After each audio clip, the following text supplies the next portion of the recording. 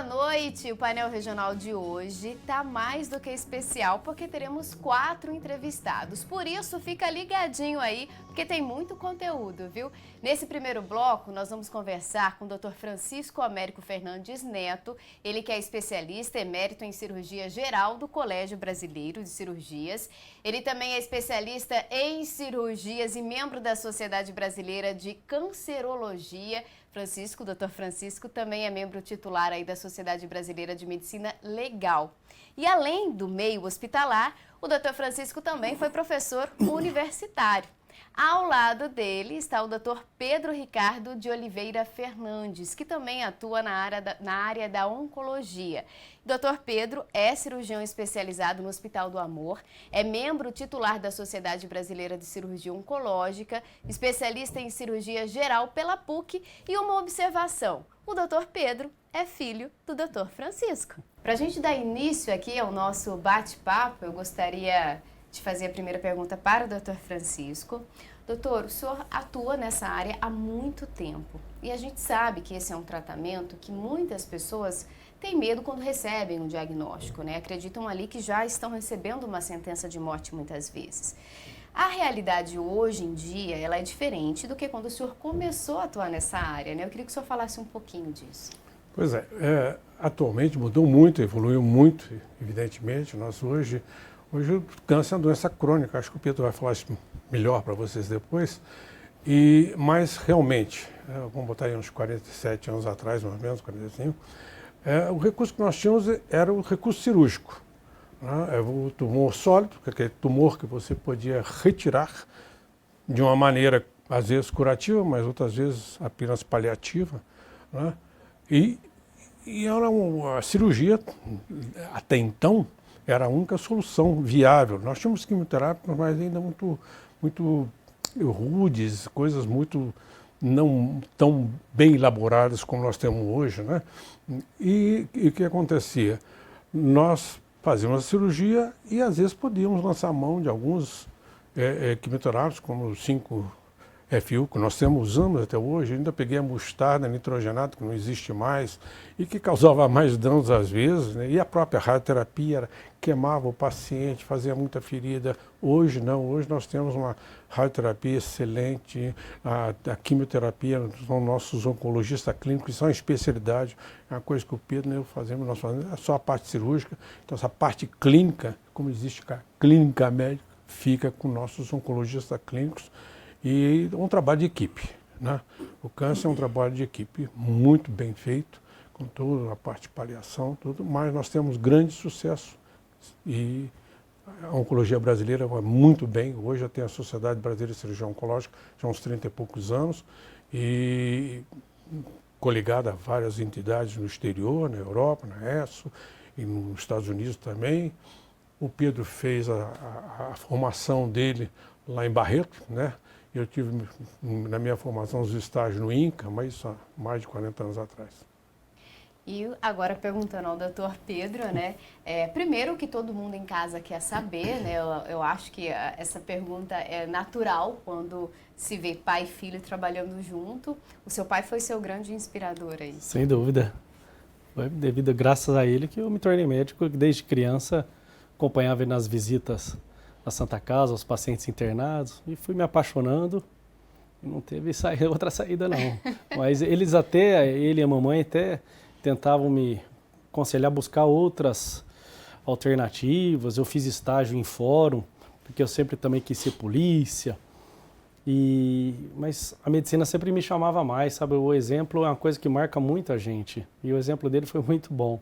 Então, não teve... Mas eu ainda vou ser polícia ainda, vou ser legista, que daí é o médico da polícia. Ainda vou conquistar isso aí também. Não tem jeito, o exemplo arrasta, né? A gente vê isso em várias famílias, os filhos seguindo o caminho dos pais. Infelizmente, nem sempre, né? São caminhos bons.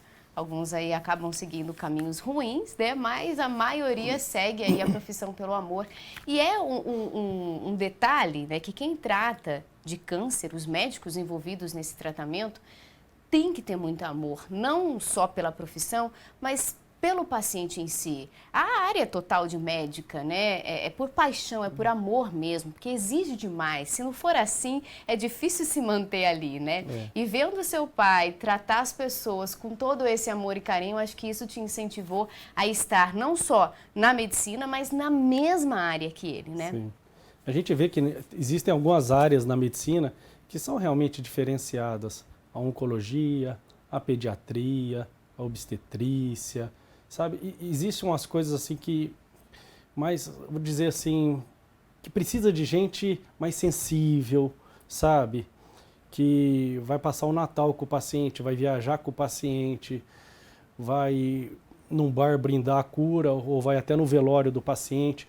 Então, assim, são áreas assim muito especiais, sem desmerecer as outras, sabe? Mas que não tem lugar para uma pessoa assim mais rude, mais fria, mais fechada.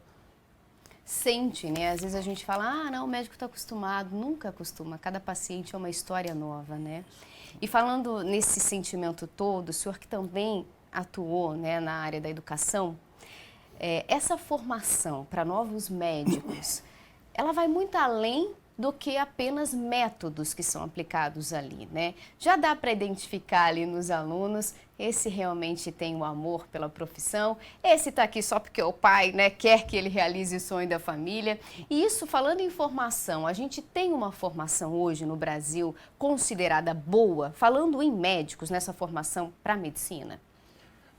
Se nós formos falar sobre formação, eu diria que para a América Latina, nós temos boa formação médica, dentro do conceito de América Latina.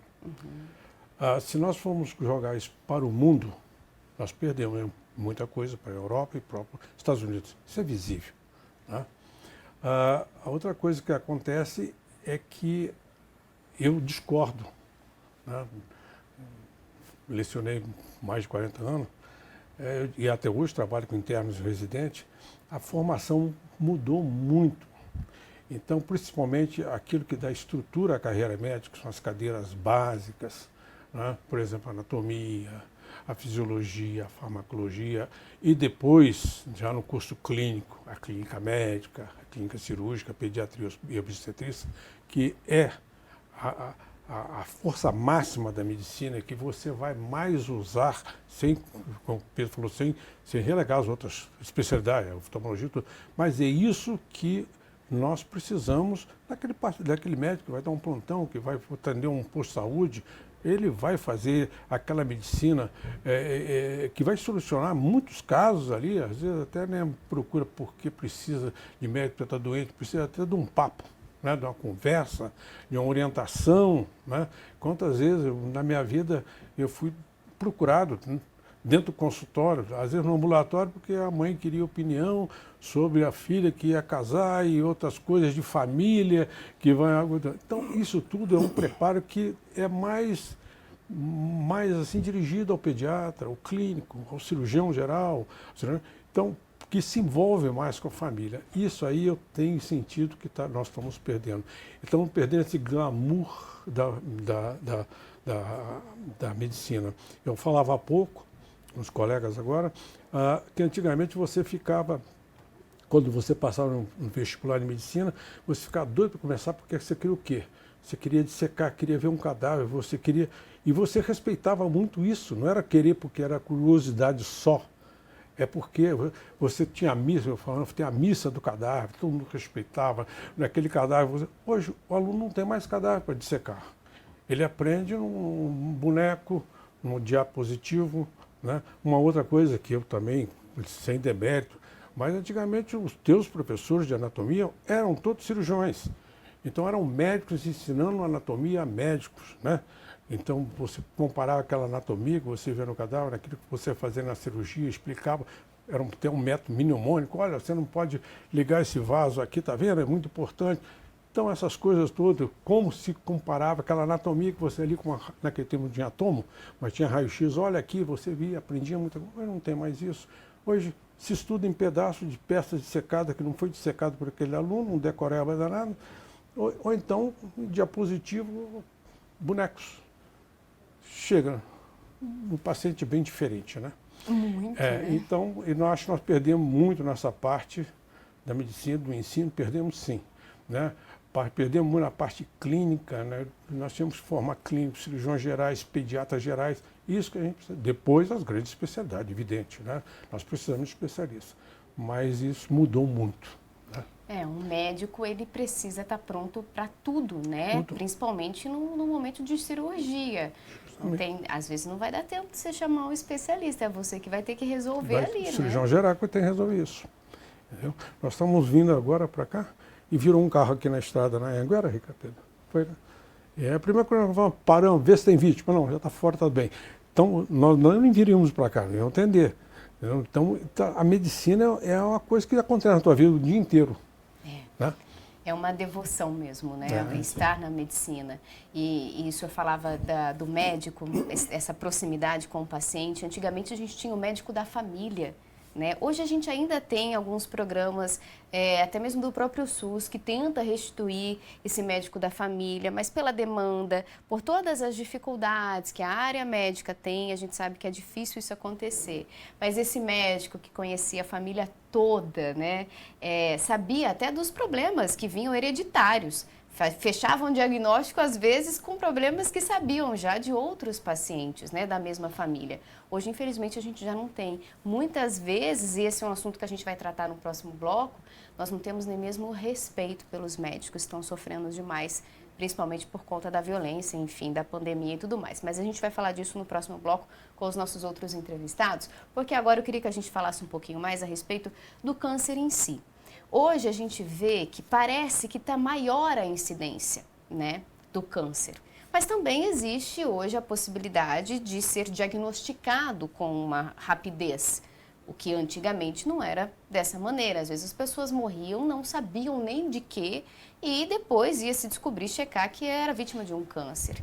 Realmente essa percepção de aumento de pessoas diagnosticadas com câncer é real ou não? Só aumentou a rapidez do diagnóstico? Gostaria que o senhor falasse, doutor Pedro. Não, é real. Em número absoluto, tem aumentado bastante, progressivamente, todos os anos, tem aumentado a prevalência do câncer. E vou te dizer que é multifatorial. Primeiro, o crescimento da população, então, mais gente, mais doença. Segundo, o estilo de vida cada vez mais desorganizado. Desde o que a gente come, bebe, respira, e estilo de trabalho e tudo mais. Então, e também quanto mais famílias que tiveram câncer, essas famílias vão gerando novas gerações, aumentando também mais a possibilidade das gerações seguintes também seguirem com aquele tipo de câncer ou parecido. Então, é uma coisa multifatorial, mas que o estilo de vida contemporâneo está muito relacionado junto ao aumento populacional. Só que realmente se diagnostica também mais, não só mais precocemente. Embora o diagnóstico precoce ainda, perante o número total, o diagnóstico precoce ainda está muito pequeno. Aumentou bastante comparado ao que era, mas perante ao número total ainda está muito pouco o diagnóstico precoce. A gente pega muito caso avançado. No SUS, então, é uma tristeza, uma tragédia. E isso não é nem por falta de informação, porque hoje a gente tem a internet, as informações estão aí, né? As pessoas têm acesso à informação. Claro, temos uma parcela que ainda não tem esse acesso à informação, mas talvez é pelo próprio estilo de vida que as pessoas não se ouvem, não se percebem, ou acham que não dá tempo de eu olhar isso agora, eu vou seguindo.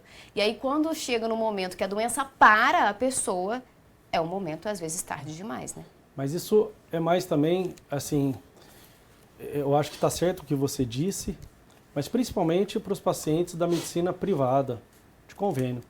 Porque do paciente do SUS, mesmo que ele queira se cuidar, ele não consegue. E na pandemia, durante esses 2 anos, parece que todo mundo virou paciente do SUS. E agora vai vir uma avalanche de diagnóstico de câncer, tanto no SUS como no privado também, que ficaram sem fazer exame, não tinham acesso, não conseguiam agendar, as clínicas fechando. Então já está prevista, a gente já tem notado já o aumento do número de casos, essa demanda reprimida, e agora fazendo muito diagnóstico de paciente com câncer, infelizmente com câncer mais avançados, que ficou aí 2 anos sem diagnóstico, sem tratamento. E os tratamentos evoluíram bastante, também se cura muito mais hoje. Eu diria que mais da metade dos cânceres hoje são curáveis. E os diagnosticados precocemente, alguns tipos de câncer, aí chega a mais de 90% de chance de cura, sabe?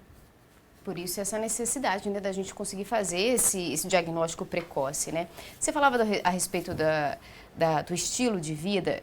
Eu vi uma pesquisa feita, compartilhada, né, com uma neurocientista, e ela dizia que se você, pai, mãe, né, alterar o seu estilo de vida mais saudável, você consegue diminuir a chance de transmitir, passar para os seus filhos uma doença hereditária.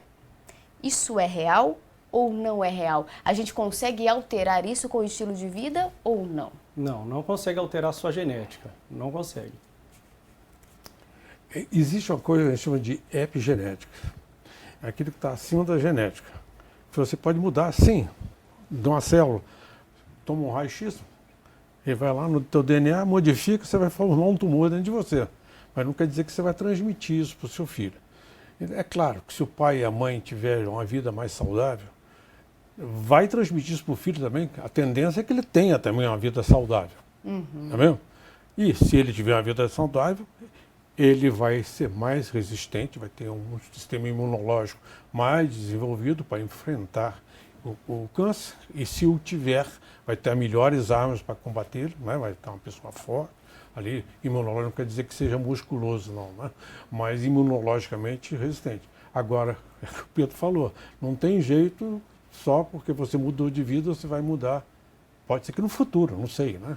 Mudou tantas coisas, mas atualmente não tem como você influenciar naquele ser que você ter uma vida regrada vai também alterar. Né? O que pode fazer é a sua vida saudável, com atividade física, com dieta saudável, sem excesso de bebida alcoólica, sem tabagismo e tudo mais. Está todo mundo careca de saber, né, o que é uma vida saudável. Então, você deixar de ter mutação genética e transformar a sua genética para pior. Então, você deixar de transformar a sua genética para pior. Agora, que a vida saudável, se você tem, por exemplo, uma alteração genética, que você tem uma predisposição muito grande para ter um tipo de câncer. Se você tiver uma vida saudável rigorosa, você vai limpar essa genética e deixar de transmitir isso, não tem nada comprovado disso. Não tem nem sinal disso, infelizmente. Seria bom se Seria fosse... Seria ótimo que pudesse fazer essa correção. Mas essa correção a gente está chegando lá através da medicina, da cirurgia do DNA, da cirurgia genética. Hoje você já consegue, de forma microscópica, com um bisturi microscópico, não é da nossa área da cirurgia, é da área do geneticida, do pessoal de laboratório de genética avançados, você corrigir danos do DNA, você editar pedaços do DNA. Isso foi feito até, uma dessas técnicas, foi feito com um brasileiro que depois veio até falecer, por ironia do destino, coitado, conseguiu se curar, fazer uma técnica dessa assim, única, feita no Brasil, e depois faleceu de um acidente de automóvel. Essa técnica aí, o que eles fizeram? Eles pegaram a célula de defesa dele, geneticamente ensinaram ela a enxergar o câncer.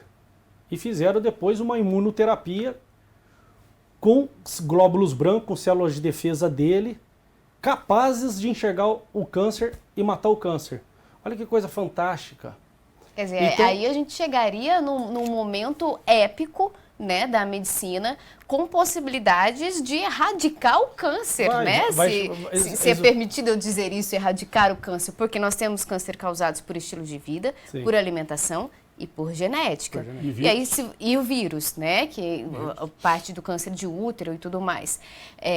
Se você consegue controlar essas outras áreas e a que você não controla, você consegue modificar pela medicina, sim, maravilhoso. Maravilhoso. Só que fazer isso de forma preventiva é muito mais difícil. Você pegar uma pessoa que não tem o câncer, mas tem um distúrbio genético para ter o câncer, tem a mutação. Faz lá um exame de sangue, faz um painel genético, faz o estudo, tem a mutação.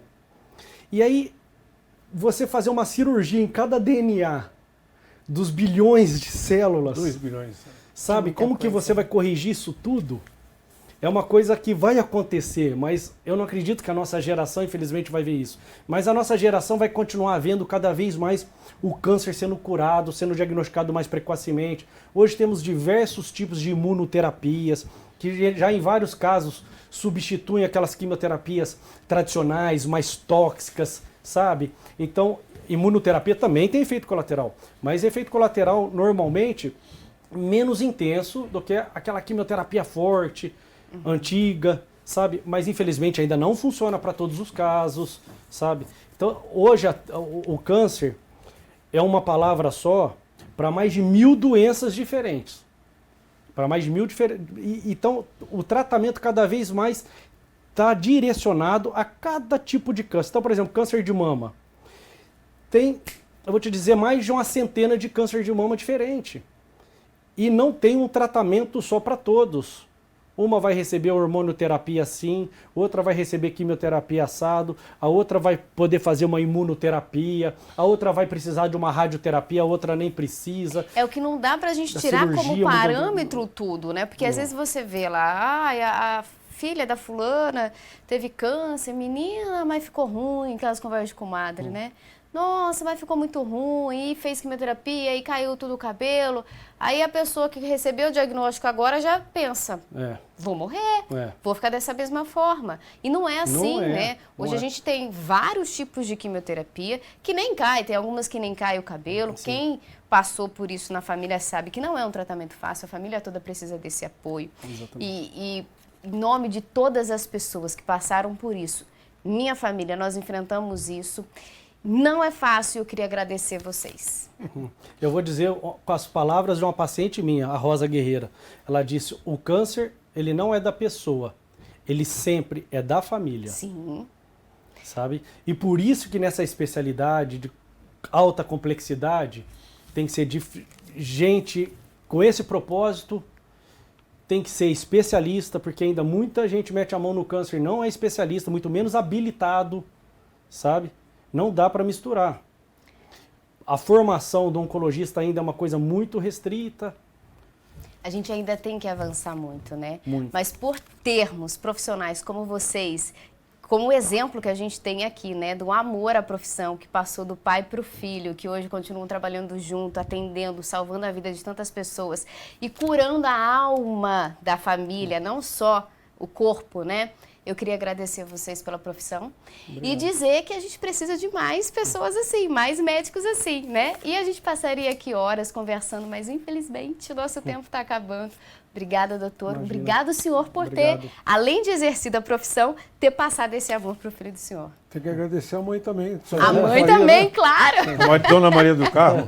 A mãe, gente, ela é com certeza absoluta, é a chavinha geral disso tudo, né? Que mãe é algo assim que não tem nem... O pai dá o exemplo, o filho segue, mas quem... O pai pode ser a cabeça, a mãe é o pescoço, vamos dizer assim, E eu né? fiz o diagnóstico dela, oncológico. Tá vendo? Mas não tive coragem de tratá-la. Olha aí, mais um tema para a gente conversar, né, aqui em uma outra ocasião. Estaremos à disposição. Porque realmente, gente, é uma situação que a gente vê que, infelizmente, está adoecendo cada dia mais pessoas e a gente precisa falar disso. Não dá para fazer de conta que ele não existe. Não dá para ficar com medo da palavra câncer. Tem que enfrentar ele de frente, contando com a ajuda de médicos, assim como esses, que além de saber toda a meteorologia, também sabe o que é um ser humano, né? Que ali dentro tem um sentimento, tem um coração. Obrigada. Eu aguardo vocês para uma próxima conversa, porque o tempo foi pouco aqui pra gente, né? Muito obrigado. E agora estamos recebendo mais 2 entrevistados. Nós vamos falar com a doutora Fátima Maria Aparecida Ferreira, ela que é presidente da Sociedade de Medicina de Cirurgia de Campinas. Doutora Fátima também é médica geriatra e tem especialização em administração hospitalar. Ao lado dela está o doutor Fernando José Gato Ribeiro de Oliveira, ele que é médico formado em medicina pela Universidade de São Francisco. E também, doutor Fernando, ele é conselheiro do Conselho Regional de Medicina do Estado de São Paulo, CREMESP, e também é formado em Direito. Bom, primeiro eu gostaria de agradecer a presença de vocês dois. Obrigada por aceitar nosso convite. Muito obrigado. Obrigada. Nós que agradecemos estar aqui também com você hoje. Doutora, vamos começar pela senhora. Eu gostaria que a senhora falasse um pouquinho da atuação do Conselho. A Sociedade de Medicina é uma sociedade que tem 97 anos. É uma das entidades mais antigas do país. E hoje nós defendemos muito o direito do médico e também da sociedade.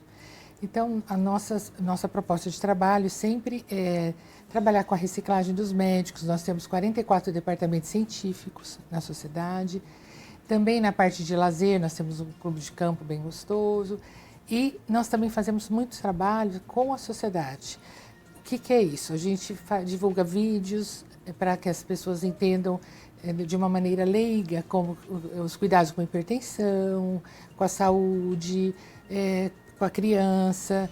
Durante a pandemia, nós tivemos um trabalho bastante interessante em juntar todos os hospitais de Campinas, os hospitais públicos e privados. Nós fizemos um fórum e ficamos um ano nos reunindo toda quinta-feira para discutir tudo o que estava acontecendo na cidade. E foi muito interessante, foi uma experiência que nós não imaginávamos que ia acontecer. Chegou a ponto de o hospital público emprestar material para o hospital privado e o hospital privado emprestar material para o hospital público. Então foi assim gratificante essa parte da atuação da sociedade para tentar ajudar aquele momento da pandemia. E eu gostaria que o senhor falasse um pouquinho agora a respeito do CREMESP, né? Para quem está em casa, não entende direito o que é, queria que o senhor falasse basicamente o que é o CREMESP. O Conselho Regional de Medicina, CREMESP, do Estado de São Paulo, né? Ele é uma autarquia federal, né? Que ele tem primordialmente, são 5 funções básicas assim, do Conselho. A primeira, mais conhecida dentro dos médicos, é a notarial, né? Ela que faz o registro dos médicos e dá para esse médico vamos dizer, a habilitação para poder exercer a medicina. Então tem ele que faz esse registro, desde que tenha o diploma, devidamente registrado, né? Reconhecido, se não brasileiro, reconhecido aqui por alguma universidade brasileira. Ele que faz essa função de registro do médico.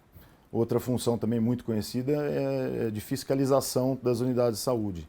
Do exercício médico em si, também é função do CREMESP, do Conselho Regional. Também é função do Conselho Regional normatizar o exercício profissional. Isso sendo o Conselho Regional dentro do Estado e em âmbito nacional pelo Conselho Federal de Medicina. E já foram 4, né? Mas ainda uma São última. São tantas atribuições, né? Que e aí sim uma função muito importante é a função política do Conselho. E ainda mais o Conselho do Estado de São Paulo, dentro da nossa federação, a gente pode considerar que ele seja assim o mais importante, né? Aquele que sempre carrega a bandeira das novidades, né? das atuações em defesa da sociedade sempre e do bom exercício da medicina. A gente viu, né, a doutora falou inclusive do momento da pandemia, foi um momento difícil, uma situação que a gente não imaginava vivenciar, né, nem mesmo acho que a pessoa que mais pudesse achar que isso poderia acontecer, né, desde do otimista ou pessoa não muito otimista, chegamos a um ponto que o mundo todo sofreu com isso, né? E a área da medicina, muito mais, porque estava numa frente ali de uma batalha com um inimigo desconhecido até então, né? E foi um momento dos hospitais se unirem, eu acredito que foi um momento que trouxe também muitas mudanças que vão ser levadas porque são boas, né, doutora? Sim, eu acho que a medicina acabou assim, crescendo muito com essa pandemia. Foi sofrido, né, para os médicos que tiveram que ficar à frente, no início com muito... a gente não sabia nem como paramentar direito diante de uma novidade que estava acontecendo, mas o que foi conseguido, acho que uma grande coisa foi a união da classe, acho que foi muito importante. Também se dá mais valor à parte científica, né? Os estudos tiveram que ser mais rápidos do que o habitual, muitas pessoas criticavam, eu acho que é muito acelerado. ninguém viveu essa pandemia, né? Então a gente teve que enfrentar um momento totalmente diferente. Com isso, teve que fazer coisas mais rápidas. Mas o que também teve de bonito foi assim, o mundo inteiro se unindo. Então não era só o Brasil que estava passando por isso, eram outros. E à medida que alguém descobria uma coisa nova, já contava para todo mundo, não ficava guardando aquilo, né? Então acho que isso foi uma coisa muito boa que aconteceu, dessa união da classe. Tivemos os percalços de foi muito cansativo para os médicos, né? Chegou um momento que colegas falavam, eu não aguento mais, porque às vezes o que ia render o plantão tinha pego Covid e ele não podia vir e outro tinha que cobrir, né? Perdemos muitos amigos queridos no início, também que se expuseram e foram grandes heróis, né, diante disso tudo. Mas esse aprendizado. E a parte online, que a gente nunca... estava começando a pensar em fazer e tinha muita discussão, né, até no CRM, no CFM. Muitos médicos não aceitavam algumas situações que pudessem adiantar para o paciente fazer uma telemedicina. E aí aconteceu de uma forma que as pessoas não puderam nem, né, brigar mais, que vinha numa discussão sobre isso. Então, acho que esses ganhos, né, da união, né, e também dos protocolos mais rígidos, assim, em relação até a parte mesmo do cuidado, da higienização, passar para a população também um pouco disso, né, das pessoas se cuidarem, aprender a ter uma higienização melhor. Eu falo que foi uma educação em saúde. Foi. Porque muitas pessoas não tinham esse hábito de lavar as mãos, de coisas básicas, né? Eu nunca mais consegui colocar nada dentro de casa de mercado sem lavar, sem higienizar. Não consigo. Às vezes eu chego cansada, eu falo, não dá. Porque você começa a imaginar, não é só mais no vírus, né? Esse alimento passou por vários lugares, né? Você começa a imaginar o que pode ter contaminado ali no meio, o rato, barata, enfim, várias coisas. E aí a gente percebeu na nossa casa mesmo, né? Aqueles surtos de virose, acabou, né? Quase que não teve mais, por conta muito dessa higienização, uso de máscara e tudo mais, né? E você levava um alimento para a geladeira sem higienizar nada, porque ele passou quantas mãos, ele veio da terra, né? E foi passando de mão em mão. E hoje nossa casa também, nós temos esse hábito, e eu achei que foi interessante. Agora, você vai pegar uma fruta na geladeira, ela já está limpinha, já está higienizada. Mas é interessante que facilitou a conversa com o paciente, né? Porque é difícil fazer o paciente entender, olha, é um bichinho pequenininho que é invisível, se você não vê, ele não existe, né? Porque os olhos não vê, o corpo não sente. Então, como foi muito falado, muito discutido, fica mais fácil você introduzir isso na cabeça do paciente, né? Fala, olha, não é porque você não está vendo que está limpo. O que eu sempre brincava, né? Falava, olha, minha mão está limpa, né? Sim, doutor, está limpa. Eu falei, não está, né? Está cheio de bichinho aqui que a gente não enxerga. E isso realmente facilitou a conversa com o paciente, né? E é bom que assim, você desmistifica muita doença, foi desmistificada com essa conversa direta. E muitas contaminações são perigosas sim. A gente brinca e fala, é só uma virosezinha.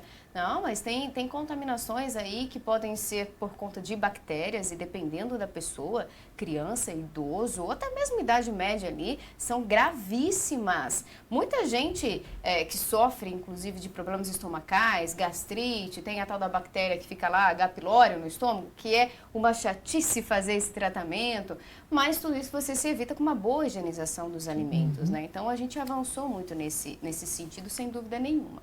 Porém, tem o outro lado também. Nós vimos vários médicos e enfermeiros serem agredidos, né, enquanto prestavam ali o trabalho à população, sobrecarregados, que já estavam muitas vezes ali em várias horas de plantões, deixando suas famílias em casa sem saber o que ia acontecer e ainda assim tinham que enfrentar a agressividade de alguns pacientes. Eu queria que vocês falassem um pouco a respeito desse momento para vocês, né, que estão à frente aí de instituições que cuidam dos médicos também, né? Porque a gente fala, o médico cuida de todo mundo, e quem cuida do médico, né? Tem que ter uma retaguarda, eles precisam disso também. Foi um momento difícil para todos eles, né? Foi, e realmente isso foi até bom você tocar nesse assunto, porque é um assunto que não só na pandemia, também agora que abrir, as pessoas voltaram a se consultar e os pronto-socorros voltaram a ficar também cheios, não só de Covid, as pessoas não estão tendo esse respeito ao que está acontecendo. Então, às vezes, não é porque o médico não está com uma vontade ali de internar, que tem muita gente grave. As pessoas têm que entender a prioridade de quando chega um infarto, quando chega um acidentado, que se ele está com uma situação mais leve, ele vai ficar para depois. Mas não é por maldade, é porque o serviço não dá conta. Então, muitas vezes, você vê, teve 300 atendimentos numa noite.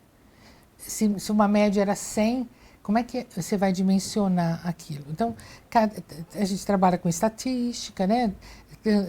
Tal pronto-socorro trabalha com tantos atendimentos, então calcula o número de médicos, de horários, de enfermeiros. O médico não trabalha sozinho, né? Trabalha em equipe. E é importante que entendam que aquilo é dimensionado para um X. Quando tem um boom nisso, não tem como dimensionar. Então, não adianta brigar e essa falta do respeito ao profissional que está lá, sem entender o que ele está passando. E muitas vezes ele está dobrando o plantão e está lá, né, recebendo com amor, com carinho. Mas tem do outro lado as pessoas não entendendo, olha, nós estamos aqui há não sei quantas horas. Mas assim, se o seu caso pudesse ser resolvido num centro de saúde ou numa UPA, é melhor do que você ficar no pronto-socorro. E você dá a chance para aquele que necessita do pronto-socorro ter esse horário. Então, foi essa parte, né, triste mesmo da medicina, de ter que sofrer isso, é bem preocupante, assim. Acho que esses momentos são bons para a gente também ajudar a educar a população nesse sentido. Sim, né? sim. Um dos grandes problemas que essa pandemia trouxe foi essa tensão, o medo para a população, não só para a população, para o agente, que é o profissional da saúde também. Era algo, como você falou no início, né, algo desconhecido, ninguém sabia. Então, o que a gente tinha de arma, a gente foi utilizar. O que a gente tinha de conhecimento, a gente tentou utilizar nesse vírus novo, né, que ninguém sabia como ele ia agir. Mas isso trouxe muita tensão. O médico, quando ele vai trabalhar, ele já é orientado a ter mais empatia, né, com o paciente, porque sabe a situação que ele está. O termo paciente não é à toa, né, que tem esse termo, porque ele já está doente, ele já chega mais estressado, então você já está acostumado a atender esse tipo de situação. No entanto, numa pandemia em que estavam as unidades de saúde todas lotadas, realmente quando chegava na fila, ele não era tão grave quanto o outro, mas ele se julga. Ele está, né, com dor, né? Naquele Para momento, ele, tem um ele filho, é a prioridade né? Ele vê dele, o filho né? dele que está com febre, ele fica desesperado. Então a gente entende isso e realmente o médico sofreu muito com isso. Foi uma tensão realmente que todo mundo passou e serviu de muito aprendizado, sem dúvida nenhuma, né? De você aprender a lidar com esses momentos em que você vê que as unidades de saúde elas estavam completamente esgotadas. Como agir nesse momento? Isso trouxe também à luz, à tona, né, um outro problema que não se resolve de uma maneira tão fácil. Percebemos a necessidade de termos mais profissionais na área da saúde, né? Até mesmo porque acho que muita gente pela primeira vez viu que médico também fica doente, né? Porque as pessoas imaginam que o médico nunca está doente, né? Afinal de contas ele é médico, mas sim, adoecem, morrem, como perdemos tantos heróis, né, e heroínas que se colocaram na frente dessa batalha e morreram, infelizmente, por conta desse vírus. Essa necessidade, ela existe há muito tempo. Se a gente parar para analisar, esse sistema de saúde em colapso que foi evidenciado na pandemia já existia antes, né? Nós já tínhamos, principalmente o Sistema Único de Saúde, sobrecarregado. E agora a gente tem essa necessidade de termos mais médicos realmente para atender a população. Eu queria que vocês falassem um pouquinho a respeito da formação desses médicos hoje aqui no Brasil. Tem pessoal aí que vai para fora, presta faculdade de medicina fora do Brasil e aí volta, faz uma prova. Vocês acham que só o tempo, talvez, deles estarem no hospital praticando ali, depois, claro, de terem feito a faculdade, é o suficiente? Precisam da prova? O que vocês acham que a gente poderia encontrar uma solução para termos médicos mais rápido, mas não dá para pular etapa, porque não tem como, né? O médico precisa passar por tudo, por todo aquele sistema ali para ele estar apto, né, a realmente ser um médico. Então, tem toda uma estrutura, né? Não é só o médico. Então, o que a gente entende? O SUS é uma estrutura fantástica. Deu para a gente até entender e conhecer agora como funciona. Foi desenhado para ser o melhor sistema de saúde do mundo. Até melhor que muitos hospitais, muitos sistemas europeus. Só que aconteceu que com o tempo ele foi se degradando com essa história do mau pagamento, não oferecendo equipamento suficiente para os hospitais se reciclarem, né, se renovarem. E pela falta do estímulo, alguns hospitais deixaram atender o SUS e acabaram, quando chegou essa fase, acabou sobrecarregando muito. Nós temos muito bons hospitais aqui na região de Campinas, a gente é até privilegiado, né? Nós temos uma situação até um pouco diferente de muitos lugares por aí, né? Mas o que aconteceu? A formação médica. Começaram a abrir muitas faculdades de medicina. De uma maneira até desordenada, é uma coisa que a gente vem batendo enquanto entidade, enquanto conselho, porque você, para formar um médico, tem uma estrutura grande, né? Hoje, a dificuldade de ter até um profissional que possa estar à frente, até como professor, né, desses profissionais, esses médicos que estão nas faculdades novas, material humano para poder aprender, né, prática. Às vezes aprende muita coisa, infelizmente, em telões ou, né, sem tocar o paciente, sem ter aquela prática. Nós não temos um sistema da residência, talvez vale explicar um pouquinho o que é residência. O médico formou, né, 6 anos e depois ele entra para um aperfeiçoamento do que ele fez. Tem as especialidades, né, que são da residência e também tem a clínica médica hoje, também é considerado uma residência, porque antes todo mundo formava, é um clínico geral. Só que às vezes ele não sai tão pronto assim, ele precisa passar por esse período. Só que no Brasil não acompanhou o número de aberturas de escolas novas com o número de residências. Então, às vezes até fecharam algumas. E grandes hospitais públicos que tinham um movimento grande para aprender, acabaram diminuindo vagas, até por conta dessa falta de estrutura mesmo, de custo, né?